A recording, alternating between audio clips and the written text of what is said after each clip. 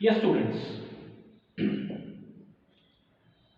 Well, हम बात कर रहे थे about the nature and scope of organisational behaviour, और when it comes to nature of organisational behaviour हमने कुछ पॉइंट्स देखे थे जहां पर हमने कैरेक्टरिस्टिक्स की बात की थी या फीचर्स की हमने बात की थी।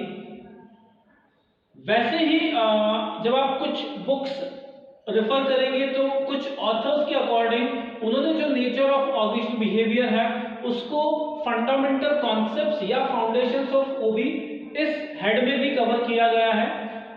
नेचर ऑफ ऑर्गेनाइजेशनल बिहेवियर की अगर मैं बात करता हूं तो वहां पर they have covered two different things.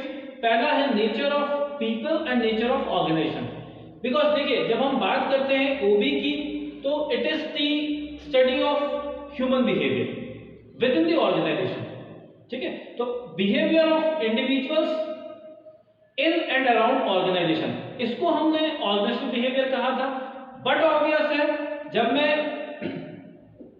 Organisational behaviour की बात कर रहा हूं दैट मीन्स वहां पर मैं बात कर रहा हूं किसकी, बिहेवियर ऑफ इंडिविजुअल। तो behaviour of individual bye and large depend करता है किसके ऊपर, नेचर ऑफ इंडिविजुअल। तो नेचर ऑफ पीपल ये एक पॉइंट है जो कि आपके नेचर ऑफ ऑर्गेनाइजेशनल बिहेवियर के अंदर कवर किया जा सकता है। सिमिलरली नेचर ऑफ ऑर्गेनाइजेशन, तो ऑर्गेनाइजेशनल बिहेवियर, बिकॉज वहां पर हमारा जो लाइक पॉइंट ऑफ कंसर्न है वो है ऑर्गेनाइजेशन, तो यहां पे आप देखिए नेचर ऑफ ऑर्गेनाइजेशन। अब फंडामेंटल कॉन्सेप्ट्स या फाउंडेशंस की मैं बात करता हूं, या अगर मैं नेचर ऑफ ऑर्गेनाइजेशनल बिहेवियर की भी बात करूं तो कुछ जगहों पर यू विल फाइंड कि इसी को उन्होंने नेचर ऑफ ऑर्गेनाइजेशनल बिहेवियर भी कहा है। सो अगर एग्जामिनेशन पॉइंट ऑफ व्यू से क्लियरली अगर आपसे पूछा जाता है like what are the fundamental concepts of OB, OB के फाउंडेशंस क्या हैं, तो वहां पर आप जो एक हम ऐसा कह सकते हैं कि जो एक बिलीफ या एक आइडियोलॉजी जो है कि ठीक है ऑर्गेनाइजेशनल बिहेवियर किसके ऊपर रेस्ट करता है, किसके ऊपर डिपेंड करता है, तो वो नेचर ऑफ इंडिविजुअल और नेचर ऑफ ऑर्गेनाइजेशन, इसके ऊपर पूरी जो आपकी फील्ड ऑफ स्टडी है ओबी की वो रेस्ट करती है, रिलाई करती है। तो आप ये पॉइंट्स वहां पर कवर कर सकते हैं। तो या तो डायरेक्टली क्वेश्चन फंडामेंटल कॉन्सेप्ट्स या फाउंडेशन ऑफ ओबी इस नाम से बनता है, या फिर जब आप नेचर ऑफ ऑर्गेनाइजेशनल बिहेवियर की भी बात करोगे तो नेचर ऑफ ऑर्गेनाइजेशनल बिहेवियर में अगर आप nature of people and nature of organisation इसको मेंशन कर देते हैं तो भी हमारा आंसर सही होता है। ठीक है, तो दो तरीके से आप इसको अटेम्प्ट कर सकते हैं या इस टॉपिक को कवर किया जा सकता है। पहला तो फंडामेंटल कॉन्सेप्ट्स या फाउंडेशंस ऑफ ओबी, या फिर नेचर ऑफ ऑर्गेनाइजेशनल बिहेवियर जिसमें कि nature of people and nature of organisation. अब नेचर ऑफ पीपल में क्या पॉइंट दिए हुए हैं, पहली चीज फर्स्ट एंड फॉरमोस्ट जो एक पॉइंट है वो है इंडिविजुअल डिफरेंसेस। जब मैं बात करता हूं ह्यूमन बिहेवियर की, जब मैं बात करता हूं इंडिविजुअल बिहेवियर की, या जब मैं बात करता हूं लोगों की, तो no two individuals are exactly the same. ठीक है, हम सभी के फिजिकल और साइकोलॉजिकल कैरेक्टरिस्टिक्स, ठीक है, जैसे आप अगर मैं बात करता हूं आइडेंटिकल ट्विंस भी जब होते हैं तो आइडेंटिकल ट्विंस में भी कुछ डिफरेंसेस होते हैं। तो पहली जो चीज है that is individual differences. No two individuals are completely या टोटली अलाइक। हम एक जैसे नहीं हैं, हम सब भिन्न भिन्न हैं। हम सभी के मेंटल फिजिकल जो क्वालिटीज होती हैं वो वैरी करती है। तो पहला नेचर ऑफ पीपल, हम सब कैसे हैं, हम सब भिन्न हैं।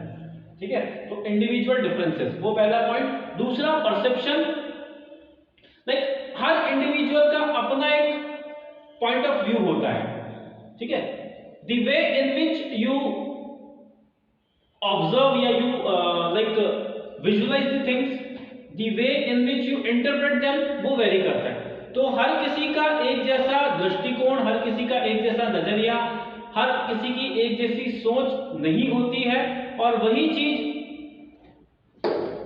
एक डिफरेंस क्रिएट करती है when it comes to our behaviour. तो लोग इसलिए भी अलग अलग तरीके से बिहेव करते हैं बिकॉज वो अलग अलग तरीके से चीजों को देखते हैं, समझते हैं और रिएक्ट करते हैं। ठीक है, तो परसेप्शन आप किस तरह से चीजों को देखते हैं और एक क्या मीनिंग आप वहां से निकालते हैं, दैट मीन्स इंटरप्रिटेशन। अगर मैं परसेप्शन को डिफाइन करने जाऊं तो जो मेरी एक खुद की लाइक अंडरस्टैंडिंग है वो ये है कि आप उसको ये कह सकते हैं, इट इज पर्सनल इंटरप्रिटेशन। व्यक्ति का अपना एक विश्लेषण होता है, जो एक मीनिंग वो रिलेट करता है चीजों के साथ, परिस्थितियों के साथ, वो परसेप्शन है। फिर ए होल पर्सन। देखिए ऐसा नहीं है कि जब मैं ऑर्गेनाइजेशन में किसी पर्सन को अपॉइंट करूंगा या जब मैं किसी से काम लूंगा तो मैं सिर्फ उसकी किसी अच्छाई या बुराई से उसके रिलेट करूं। जब भी आप किसी इंडिविजुअल को सिलेक्ट करते हैं तो आप उसको एज ए होल लेते हैं, एक कंप्लीट पैकेज के रूप में एक व्यक्ति एग्जिस्ट करता है। जब उसमें कोई प्लस पॉइंट है तो एट द सेम टाइम उसके अंदर कुछ माइनस भी होंगे, तो पॉजिटिविटी और नेगेटिविटी या positive points, negative points, pros and cons, benefits, limitations हर जगह पे हर किसी की होती है। तो वी इंडिविजुअल्स ना, हमारी जब इंडिविजुअलिटी की हम बात करते हैं तो वैसे ही बहुत सारी चीजें ऐसी भी होती है जो कॉमन होती है। तो इंडिविजुअल जो है वो कंप्लीट पैकेज होता है। जब हम ओबी से रिलेटेड स्टडी परफॉर्म करते हैं तो वहां पे हम उस चीज को भी ध्यान रखते हैं। नेक्स्ट कम्स मोटिवेटेड बिहेवियर या कॉस्ट बिहेवियर। ठीक है, जो हम बात करते हैं कि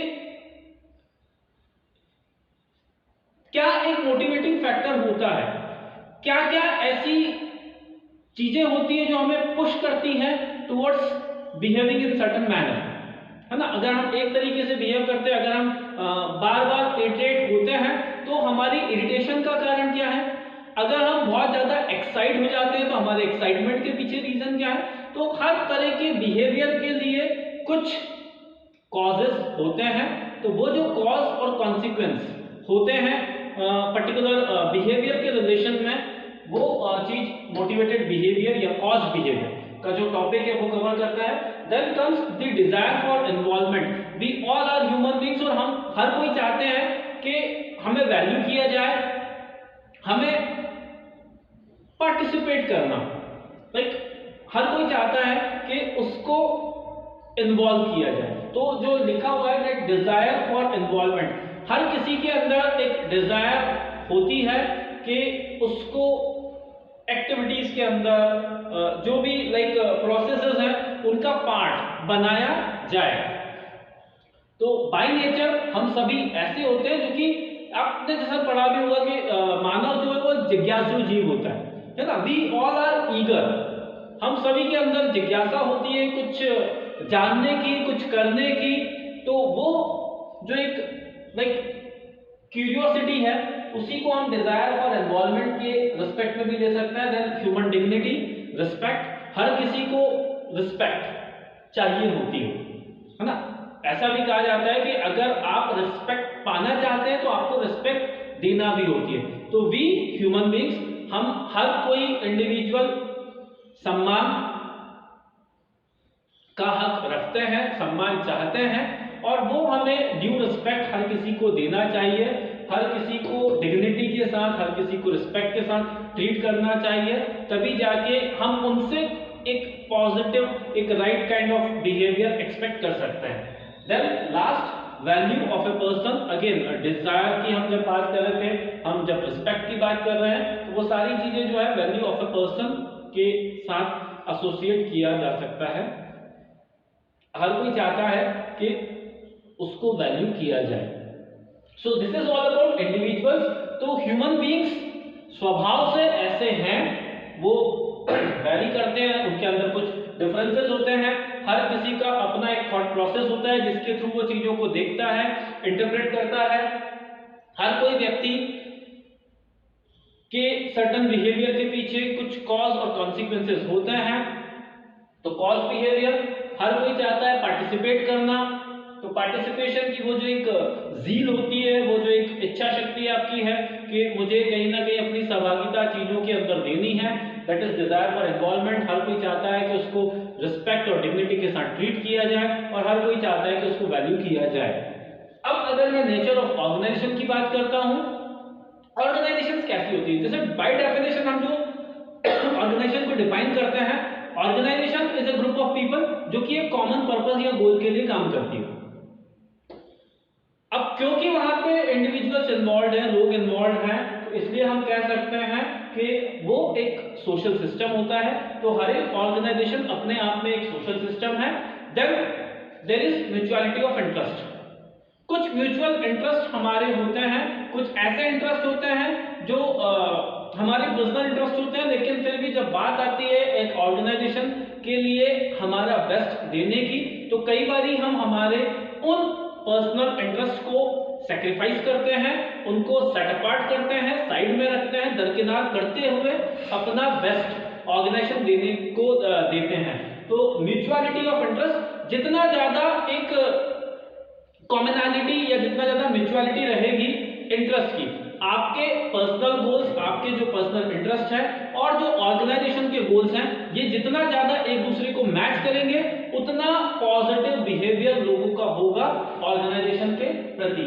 तो वो एक चीज थी। And then finally it comes to holistic concept. Like organisation जो है वो किसी एक या दो व्यक्ति से नहीं चलता है, ऑर्गेनाइजेशन किसी एक या दो डिपार्टमेंट से नहीं चलता, रादर ऑर्गेनाइजेशन को लॉन्ग रन में सक्सेसफुल होने के लिए सभी का एकजुट होना अति आवश्यक है। एक होलिस्टिक कॉन्सेप्ट एग्जिस्ट करता है। तो जब मैं स्टडी की बात करता हूं, ऑर्गेनाइजेशनल बिहेवियर की स्टडी की बात करता हूं, तो वहां पर ऑर्गेनाइजेशन को एक सिंगल एंटिटी के रूप में कंसीडर किया जाता है। एक सिस्टम्स कॉन्सेप्ट वाली जो बात आती है, वो सिस्टम कॉन्सेप्ट अप्लाई होता है, एक होलिस्टिक कॉन्सेप्ट अप्लाई होता है ऑर्गेनाइजेशन के ऊपर। तो हम उसकी स्टडी एज ए होल करते हैं, ना कि आइसोलेशन में। तो किसी एक व्यक्ति के स्वभाव को समझ के, किसी एक इंडिविजुअल के बिहेवियर को समझ के मैं ऑर्गेनाइजेशनल बिहेवियर को सही मायने में ना तो यूज कर सकता हूं, ठीक है, ना उसको समझ सकता हूं। तो ऑर्गेनाइजेशनल बिहेवियर के जितने भी फंडामेंटल कॉन्सेप्ट्स हैं, उनकी प्रॉपर अंडरस्टैंडिंग के पर्पस से मुझे ऑर्गेनाइजेशन को एज ए होल कंसीडर करना होता है। ऑर्गेनाइजेशन को एक प्रॉपर सिस्टम के जैसे मुझे देखना होता है। So this is it, this is all about the fundamental concepts या फाउंडेशंस ऑफ ऑर्गेनाइजेशनल बिहेवियर। तो ये जो टॉपिक है आपका, since nature of organisation behaviour, nature of OB हमने कवर किया था, तो उसी से रिलेट करता है, इसलिए मैंने इसको यहाँ पर कवर कर दिया है। वैसे कुछ बुक्स में कुछ ऑथर्स ने इसको सेपरेट ट्रीटमेंट भी दिया हुआ है, तो that thing you have to keep in mind कि इसको नेचर ऑफ ओबी के साथ भी हम रिलेट कर सकते हैं और एक सेपरेट टॉपिक की तरह भी कवर कर सकते हैं। So on that note I would like to take your leave. Thank you very much and see you soon.